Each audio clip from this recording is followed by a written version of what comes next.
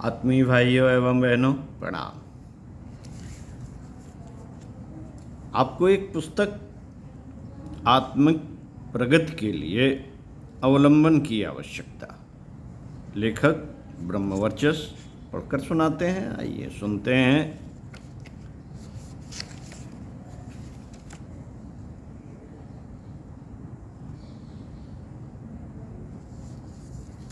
सबसे पहले गुरु वंदना।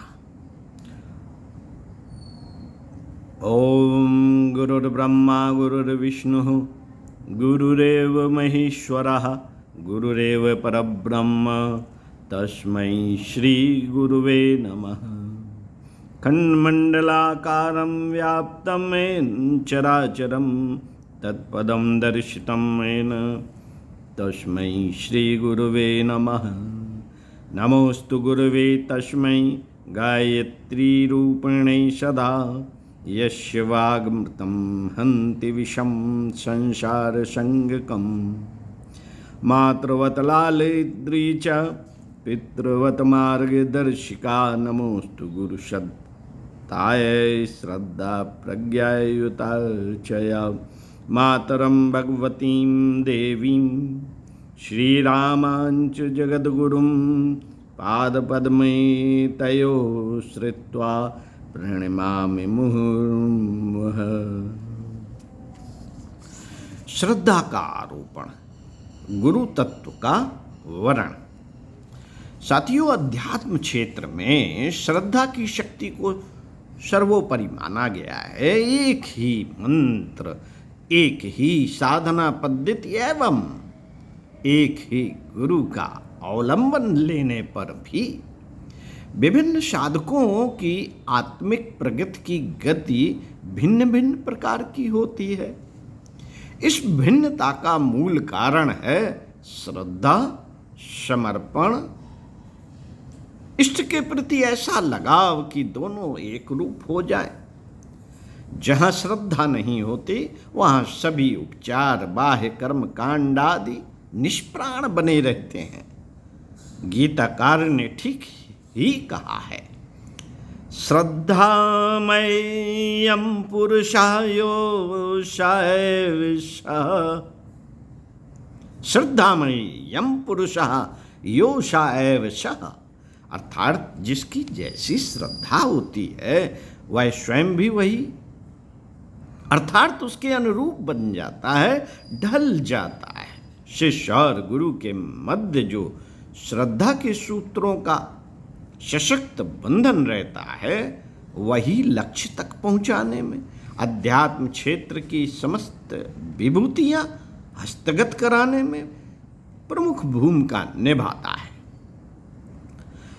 जिस श्रद्धा के सहारे मीरा ने गिरधर गोपाल को साथ रहने के लिए विवश किया, एकलव्य ने द्रोणाचार्य की मिट्टी से बनी प्रतिमा को असली द्रोण से भी अधिक समर्थ बनाया था, रामकृष्ण परमहंस ने पत्थर की प्रतिमा को जीवंत काली जैसा भोग ग्रहण करने के लिए सहमत कर लिया था।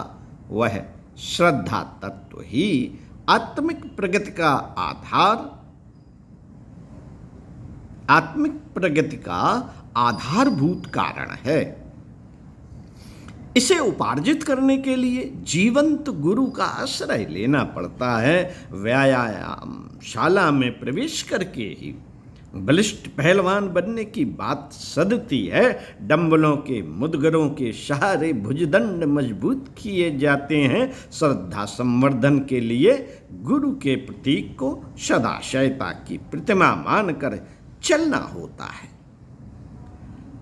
यह भाव निर्धारण प्रायः वैसा ही है जैसा कि मिट्टी के ढेले से कलावा लपेटकर उसे श्रद्धा आरोपण द्वारा साक्षात गणेश जैसा समर्थ बनाया जाता है। जीवन के हर महत्वपूर्ण कार्य के लिए शिक्षण प्रक्रिया एवं शिक्षक के अवलंबन की आवश्यकता पड़ती है। अभिभावकों को विशेष रूप से माता की यह भूमिका सर्वप्रथम निभानी व बच्चे में सुसंस्कारता समाविष्ट करनी होती है। आत्मिक प्रगति की जब भी चर्चा होती है, मार्गदर्शन एवं सहयोग के लिए सद्गुरु का आश्रय लिए जाने की बात कही जाती है। जन समुदाय की प्रवृत्तियां लोक प्रचलन के अनुरूप होने के कारण यह कार्य एक प्रकार से प्रवाह के विरुद्ध चलने के समान है, जैसा कि अधिकांश व्यक्ति सोचते व करते रहते हैं। आत्मिक प्रगति के लिए भिन्न स्तर का सोच अपनाने के लिए व तदनुरूप अपने क्रियाकलापों को ढालने के लिए एक सशक्त अवलंबन की आवश्यकता पड़ती है। यह कार्य किन्हीं समर्थ आदर्शवादी श्रेष्ठ स्तर के व्यक्तित्वों के साथ घनिष्ठता स्थापित करने पर ही बन पड़ता है। इसी व्यवस्था को गुरु वरण या गुरु दीक्षा कहते हैं। गुरु दीक्षा अर्थात गुरु के रूप में एक ऐसी सत्ता को संपूर्ण समर्पण जो उत्कृष्टताओं का, सत प्रवृत्तियों का समुच्चय हो,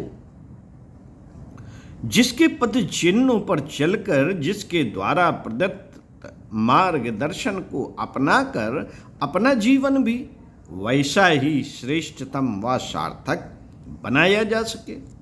यह समर्पण सघन श्रद्धा के माध्यम से ही बन पड़ता है। क्या किसी एक गुरु का सोच समझकर चयन कर निर्धारण कर गुरुवरण करना आवश्यक है? यह कार्य क्या अनेकों सुयोग्यों से संपर्क स्थापित करते रहने पर संभव नहीं? इन जिज्ञासाओं के समाधान के लिए पीएचडी करने वालों, चार्टर्ड अकाउंटेंट्स की परीक्षा देने वालों, वकीलों तथा डॉक्टर बनने के बाद इंटर्नशिप की प्रक्रिया से गुजरने वालों की सुव्यवस्थित अभ्यास की विधि व्यवस्था पर दृष्टि डालनी होगी। गाइड अथवा प्रशिक्षण तंत्र के माध्यम से ही उपरोक्त प्रयोजन पूरे होते हैं।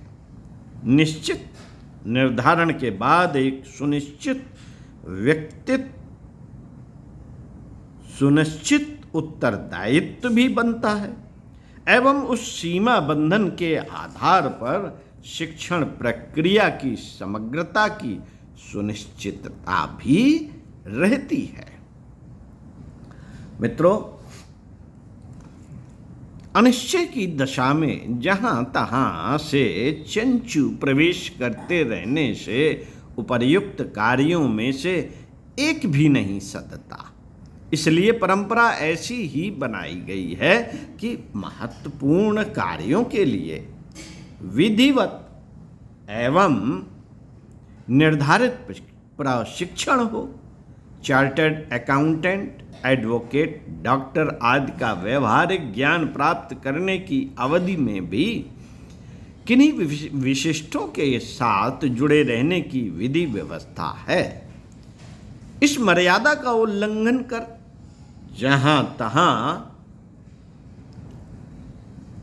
से जब तब शिक्षण प्राप्त करते रहने की व्यवस्था करने से भी बात बनती नहीं। यूं अन्यों से पूछताछ करके तद विषयक अनेकानेक पुस्तकें पढ़कर अधिकाधिक ज्ञान प्राप्त करते रहने पर कोई रोक नहीं है। फिर भी निश्चित उत्तरदायित्व में बंधने की प्रचलित विधा का उल्लंघन करने, उसे निरर्थक मानकर उपेक्षा करने से भी बात बनती नहीं। साथियों,